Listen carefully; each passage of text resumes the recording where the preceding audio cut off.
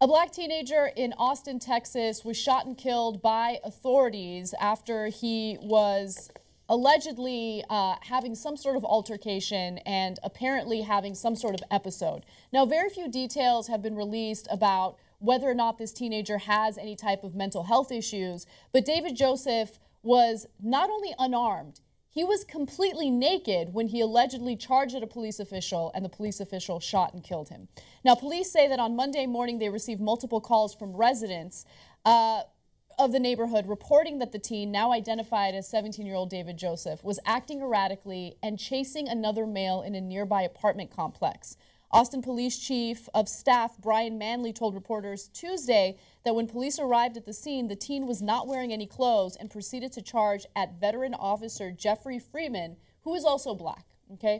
So why are you shooting someone who's naked and unarmed, especially when you're a cop who has other non-lethal weapons that you can use in order to restrain this individual? I don't really understand it. I feel like at this point, it doesn't matter if you're armed or not, cops are able to just shoot and kill you and they get away with it. Now, there's an internal investigation. There's also an independent investigation into this. The cop is on administrative leave. But this is not an isolated incident. There have been other cases of naked people who have been shot and killed by police. There was a case last year in Georgia where another black guy was shot and killed, unarmed, naked, shot and killed by a police official. His identity wasn't even released, so I don't know what happened with the investigation into that. Oh, yeah, they're still looking into it a year later. And in that case, 911 had called in reporting a man acting deranged, knocking on doors, and crawling around naked.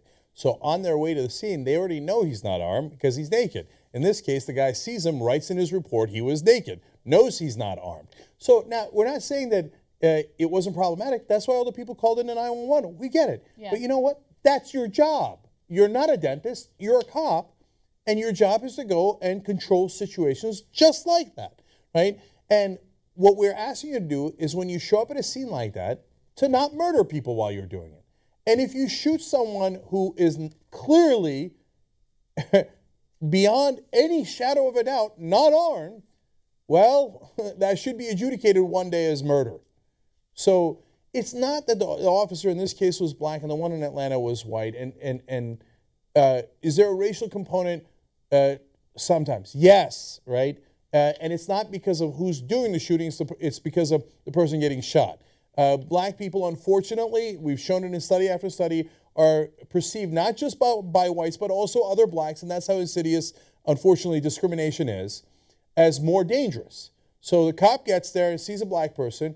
It doesn't matter that you can absolutely positively prove, and the guy knows that he is not armed, does not have a weapon. It's dangerous, I got to shoot him, right? So that's part of it. But the much larger part is, how many times do we have to say it? You're not training the cops right. You're training them to be cowards. Oh, if anyone comes anywhere near you, hey, why did we bother teaching you hand-to-hand combat, right? They go through that training for cops. They never use it. Because if anyone's within a mile perimeter of you, he looked at me kind of funny, shoot him dead. That guy's clearly not armed, shoot him dead. That guy has a baseball bat, shoot him dead. That guy's walking away from me. He's got his back turned to me, but he has a blade maybe, a little bit. I'll shoot him dead. That guy's running away from me, I know is not armed, shoot him dead, shoot him in the back. We're training them, don't take any risks, be cowards. Don't take any risks with your life. If you guys, oh, that's inconvenient, man.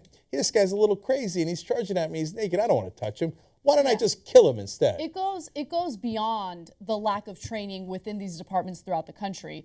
The country is also training these cops to be emboldened by the fact that they can do these acts of murder and not have to face any consequences of it. When you have a grand jury that doesn't even vote on whether or not you're going to indict the police official who shot and killed a 12-year-old boy who had a toy gun, well, I mean, that kind of sends a message to all other cops who might have, a bias against certain groups of people or who might be a little more trigger happy than other cops. That tells you you're above the law. It doesn't matter. We got your back. You kill anyone you like. You're never going to be held to account. So that's the message this country has been sending for decades. And so we shouldn't be surprised when they keep killing us over and over and over again. So what are you supposed to do? Yes, you're supposed to restrain them. Yes, you're supposed to get a little bit of training about people who might be mentally ill. By the way, the only group that competes with African Americans for who gets killed disproportionately by cops is the mentally ill. Okay, so in cities where there's a large concentration of African Americans get killed more by cops. In rural areas where there are not a lot of African Americans, mentally ill people get killed more. Okay, because they go, why bother? Why bother? It's a tiny, tiny, tiny bit of a threat. Okay, so let's just kill the guy and be done with it. Let's move on with our lives, right?